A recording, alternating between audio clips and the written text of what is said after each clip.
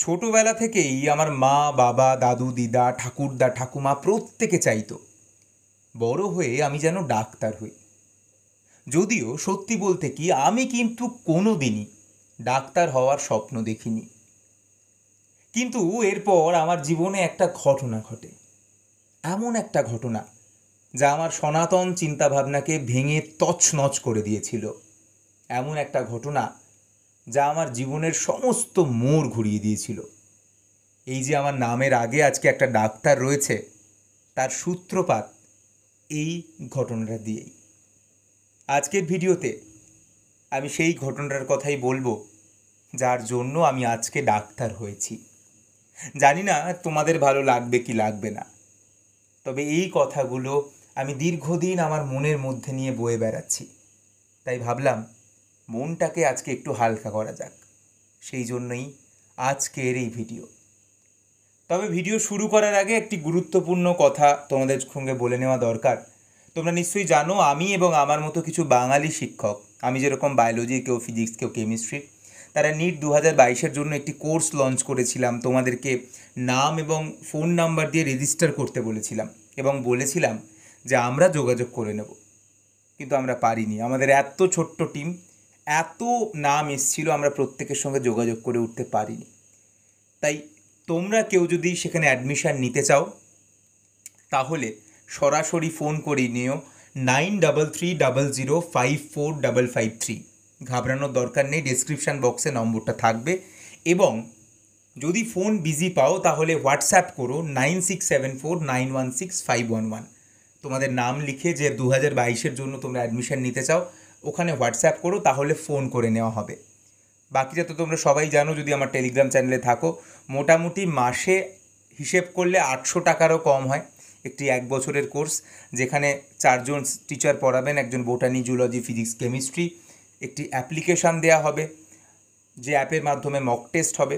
এছাড়া revision class হবে, motivational session থাকবে এবং সব কিছু থাকবে যা বড় ইনস্টিটিউটে থাকে। তোমরা যদি চাও এবং আমাদের ওপর ভরসা করো তাহলে তোমরা এনরোল করাতে পারো তোমাদেরকে। আমি বলছি না করাতেই হবে, কারণ আমরা কোনো বড় ব্র্যান্ড নেই, কিন্তু যেহেতু আমরা ছোট সেই জন্য আমরা তোমাদের সঙ্গে লেগে থাকবো শেষ দিন অবধি, যতক্ষণ না তোমরা তোমাদের স্বপ্নে পৌঁছাতে পারছো। যাই হোক, তোমরা সেটা দেখে নিও, তোমাদের ইচ্ছা মতো করে নিও। ফোন নাম্বারগুলো ডেসক্রিপশান বক্সে থাকবে, ওইখান থেকে যোগাযোগ করে নিও। এবার আজকের ভিডিও শুরু করা যাক। এই ভিডিওটা আমার একটা বন্ধুকে নিয়ে, তার নাম অন্বেষ সেনগুপ্ত। বেশ কিছুটা পিছিয়ে যেতে হবে ফ্ল্যাশব্যাকে। সালটা 2009। আমি তখন 9 থেকে সবেমাত্র ক্লাস 10-এ উঠেছি। একটা মজার ঘটনা ঘটেছে যে 9 থেকে 10-এ ওঠার সময় আমি প্রথমবার জীবনে প্রথম হয়েছি। আমি এর আগে অবধি মানে nursery, KG, class 1, class 2, class 3, class 4 কোনো ক্লাসেই আমি কখনোই ফার্স্ট হইনি। প্রথম দিকে তো 1 থেকে 3-এর মধ্যেই থাকতাম না, 1 থেকে 5-এর মধ্যেই থাকতাম না। তো প্রথমবার আমি ফার্স্ট হয়ে 9 থেকে 10-এ উঠেছি। তো আমার খুব কাছের বন্ধু অন্বেষও 9 থেকে 10-এ উঠেছে।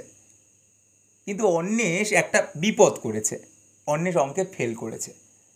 যদিও একটা সাবজেক্টে ফেল করার জন্য স্যারেরা আর ওকে আটকায়নি, ওকে 10-এ তুলে দিয়েছি। একটু বকাবকি করেছে এবং বলেছে দেখ ক্লাস 10-এ কিন্তু মন দিয়ে পড়াশুনো করিস।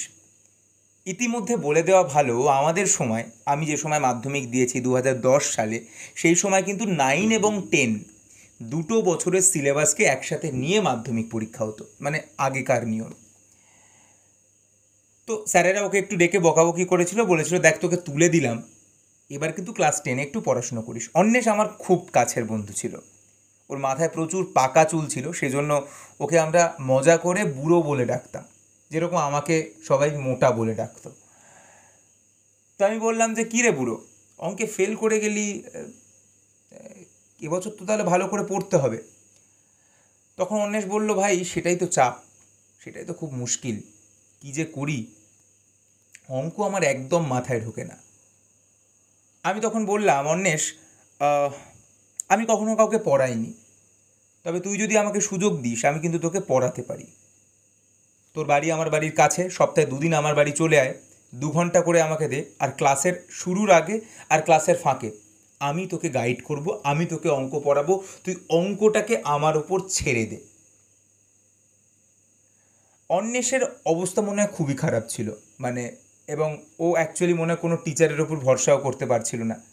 তো আমি এমনভাবে মনে হয় কথাটা বলেছিলাম, ও আমার উপর ভরসা করতে শুরু করলো এবং বললো যে তুই পারবি আমাকে অঙ্কে পাশ করাতে? আমি বললাম পাশ করাবো না, তার থেকে বেশি কিছু করাবো, আমার উপর শুধু একটু ভরসা কর। আমার মনে হয় আমি যে কোনো কাউকে পড়াতে পারি, আমার উপর ভরসা কর। অন্বেষ ভরসা করেছিল এবং আমার প্রথম স্টুডেন্ট অন্বেষ, তাকে আমার পড়ানো শুরু হয়েছিল, অবশ্যই বিনা পারিশ্রমিকে।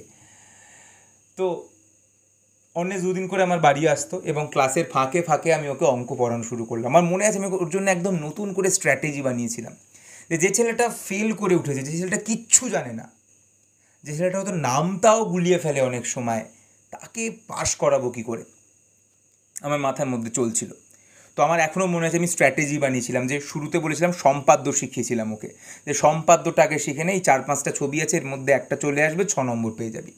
তারপর ওকে উপপাদ্য শেখানো শুরু করেছিলাম, যে এই কটাই উপপাদ্য আছে, একটু বোঝাচ্ছি, বাকিটা একটু মুখস্থ করতে হবে, একটু দুজনে মিলে করে টোরে তোকে মোটামুটি মাথায় ঢুকিয়ে দেবো, 2টো উপপাদ্য কমন পেয়ে যাবি, 4-4-8 পেয়ে যাবি।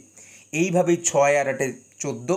এবং তারপরে ওকে পাটিগণিত শেখানো, গ্রাফ পেপার শেখানো, গ্রাফ পেপারও খুব সহজ ছিল, এবং তারপরে উৎপাদকে বিশ্লেষণ শেখানো। আমার এখনও মনে আছে এইভাবে একটু একটু করে ওর সঙ্গে আমার লড়াই শুরু হয়েছিল। ওর জন্য আমার এখনও মনে আছে আমি রোজ স্ট্র্যাটেজি বানাতাম যে কী করে ওকে আর একটু বেটার করা যায়। এরকমভাবে শুরু হলো। এর মাঝে স্কুলে ইউনিট টেস্ট হলো, ওর নম্বর খুব একটা ভালো হলো না, 40 নম্বরের 2টো ইউনিট টেস্ট হয়েছিল, ওর নাম্বার ওই মোটামুটি 16, 17, 18 এরকম রেঞ্জে থাকতো। আমি কিন্তু আমার লড়াই থামাইনি এবং অন্বেষও আমার উপর ভরসা রেখে গেছিলো। আমাদের দুজনের লড়াই বেশ চলছিল, আমরা দুজনে মিলে প্রচুর অঙ্ক করছিলাম এবং আস্তে আস্তে আমার মনে হচ্ছিল ও বোধহয় ডেভেলপ করছে, ও প্রোগ্রেস করছে।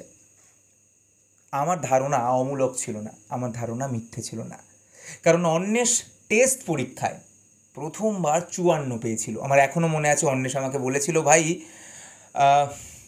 আমি লাস্ট কবে 50-এর ওপর অঙ্কে পেয়েছি মনে পড়ে না, হয়তো খুব ছোটোবেলায় পেয়েছিলাম, আমি বরাবর ওই 20-30-এর মধ্যেই পাই, এই প্রথমবার আমি 54 পেয়েছি।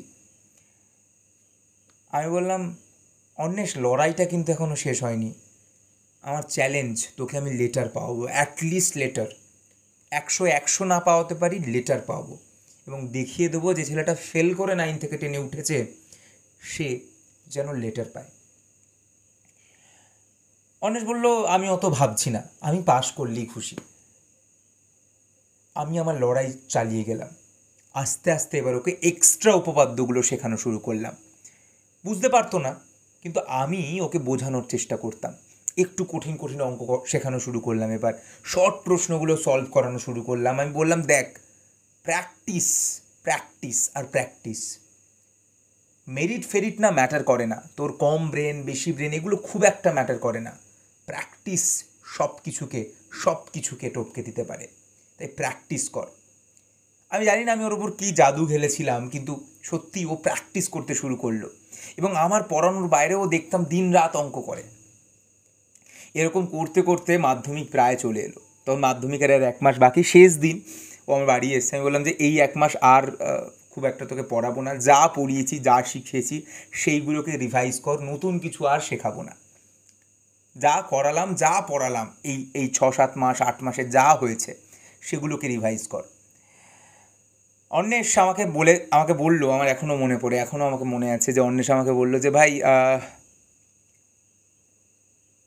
মাধ্যমিকে 100-এ 100 পাবো কিনা জানি না, লেটার পাবো, এটা শিওর। আমি লেটার পাওয়া থেকে আমাকে কেউ আটকাতে পারবে না। আমি তখন কি উত্তর দিয়েছিলাম সেটাও আমার মনে আছে। আমি অন্বেষকে বলেছিলাম, অন্বেষ তুই লেটার পাবি কিনা জানি না, তবে এই যে তুই এই কথাটা প্রথমবার বললি, যে ছেলেটা 9 থেকে 10-এ ফেল করে উঠেছে, 100-র মধ্যে 18 পেয়ে উঠেছে, সে যখন বলছে যে আমি মাধ্যমিকে লেটার পাবো, এটাই আমার কাছে সব কিছু। আমি এখানেই জিতে গেছি, এরপরে তুই লেটার পাস না পাস আমার কোনো দুঃখ নেই, আমি অ্যাটলিস্ট তোর মধ্যে সেই কনফিডেন্সটা দেখতে পেয়েছি যে তুই লেটার পেতে পারিস, যে তোর মনে হয়েছে। ব্যাস, অল দ্য বেস্ট, ভালো করে পরীক্ষা দে। এবং এবার এই সময় তারপরে আর যোগাযোগ নেই, তখন ফোন ছিল না, যে ফোনে আমরা যোগাযোগ করবো বা এরকম ব্যাপার ছিল না। 2010 সাল ছিল, আমাদের কারোর কাছে কোনো ফোন ছিল না। তো এরকমভাবে একদিন মাধ্যমিকের অ্যাডমিট কার্ড নেওয়ার টাইম এসে গেল। মাধ্যমিকের 7 দিন আগে অ্যাডমিট কার্ড দেওয়া হতো, এখনও বোধহয় দেওয়া হয়, আমি জানি না ঠিক। তো আমি আমার স্কুলে অ্যাডমিট কার্ড নিতে গেলাম এবং আমার এখনও মনে আছে যে আমি অ্যাডমিট কার্ড নিতে ঢুকেছি স্কুলের মধ্যে। ঢোকার সময় দেখলাম যে একটু শোরগোল হচ্ছে, একটু লোকজন ভিড় করে রয়েছে, আর অ্যাডমিট কার্ড নেওয়ার ভিড়। তো গেট দিয়ে ঢুকেই একটা কালো বোর্ড সামনে পড়লো, নোটিশ বোর্ড। সেখানে চক দিয়ে একটা লাইন লেখা রয়েছে,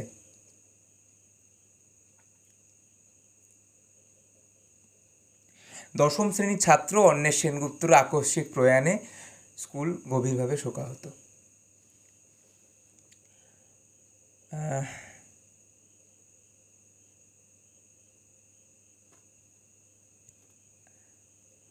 আমার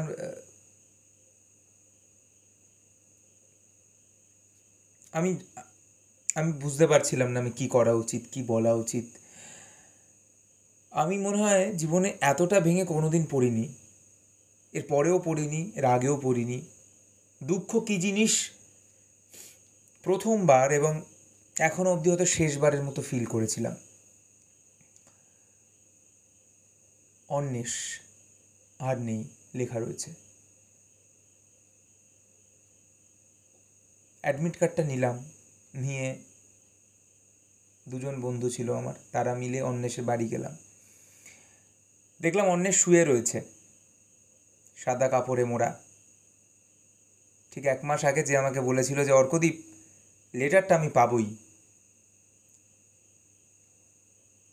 তো সেই সমস্ত মাধ্যমিক, লেটার, স্টার সমস্ত কিছু থেকে অনেক দূরে অন্বেষ তখন। ওর বাবা মা জানতো যে আমি ওকে অঙ্ক করাই। তোর বাবা এসে আমাকে বললো যে কাল রাতে জানো, ও বলছিল ওর মাথা যন্ত্রণা করছে, বললো বাবা মাথাটা টিপে দাও। আমি মাথাটা টিপে দিচ্ছিলাম,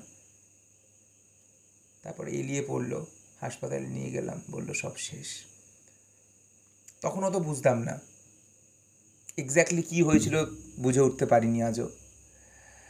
মোটামুটি যেটা বুঝেছিলাম যে লিভার ফেলিওর। ওই যে ওর মাথার চুলগুলো পাকা ছিল, তো অ্যাকচুয়ালি ওর নাকি লিভারের সমস্যা প্রথম থেকেই ছিল, এবং ওর তখন নাকি লিভারটা ফেল করে যায়, অনেক দিন ধরেই ফেল করেছে, যেটা আইডেন্টিফাই করা হয়নি। এবং সেই দিন প্রবাবলি একটা ওষুধ ছাড়া, কোনো রকম চিকিৎসা ছাড়া অন্বেষ সবাইকে ছেড়ে চলে যায়, আমাকে ছেড়ে।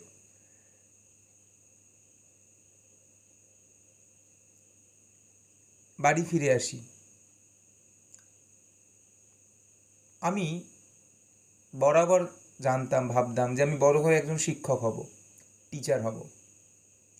কারণ আমি জানতাম, এবং অন্বেষকে পড়ানো, আমার প্রথম ছাত্র, তাকে পড়ানোর পরে আমি বুঝে গেছিলাম যে পড়ানোর মধ্যে আমার একটা দক্ষতা রয়েছে।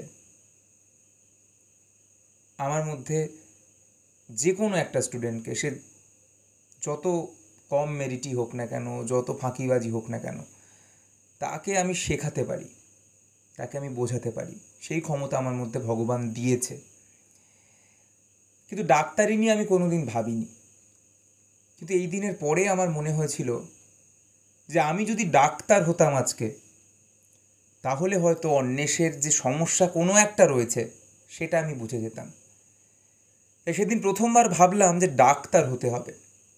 ভালো হই কি খারাপ হই ম্যাটার করে না, কিছু তো একটা হব, কিছু তো শিখবো, কিছু তো জানবো। একটা মানুষকে তো অ্যাটলিস্ট এইটা বলতে পারবো যে তোমার একজন আমার থেকেও ভালো ডাক্তার দরকার, সেইটুকু তো করতে পারবো। আর একজন অন্বেষ তো তৈরি করব না যে বিনা চিকিৎসায় আমার চোখের সামনে দিয়ে চলে যাবে। এবং সেই দিনই প্রথমবার ভেবেছিলাম যে না, সত্যি যেটা সবাই বলে যে ডাক্তার হওয়া দরকার, ডাক্তার হই। বাকি ডাক্তার কে কী করবে জানি না, অ্যাটলিস্ট আমি আমার চারপাশে কিছু মানুষকে বিনা চিকিৎসায় অ্যাটলিস্ট চলে যেতে দেবো না। আমি অ্যাটলিস্ট যাকে দেখব, তাকে অ্যাটলিস্ট আমি না পারি, আমি হয়তো অত ভালো ডাক্তার হব না, আমি না পারি, আমি বলবো তো যে তোমার এই সমস্যাটা রয়েছে, তুমি একজন ডাক্তার দেখাও, একজন ভালো ডাক্তার দেখাও। সেদিনই প্রথমবার ভেবেছিলাম। মাধ্যমিক কীভাবে দিয়েছিলাম আমিই জানি, এবং তারপরে আজও অন্বেষ আমার জীবনে আজও রয়ে গেছে। আমি জানি না এই যে ভিডিও বানাচ্ছি রাত্রিবেলা, অন্বেষ কোথাও থেকে এই ভিডিওটা দেখছে কিনা বা শুনছে কিনা। অন্বেষ, তোকে আমি সারা জীবন মিস করব। আর আমার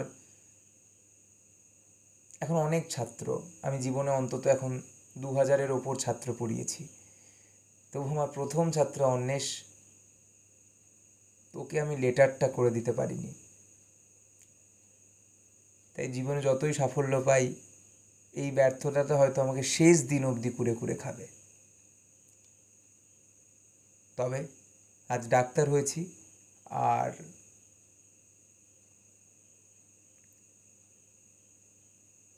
আর একটা অন্বেষ হয়তো আমার জীবনে আমি আসতে দেব না। এটুকুই বলার ছিল আজকের ভিডিওতে। আবার দেখা হবে নতুন কোনো ভিডিওতে, নতুন কোনো দিনে।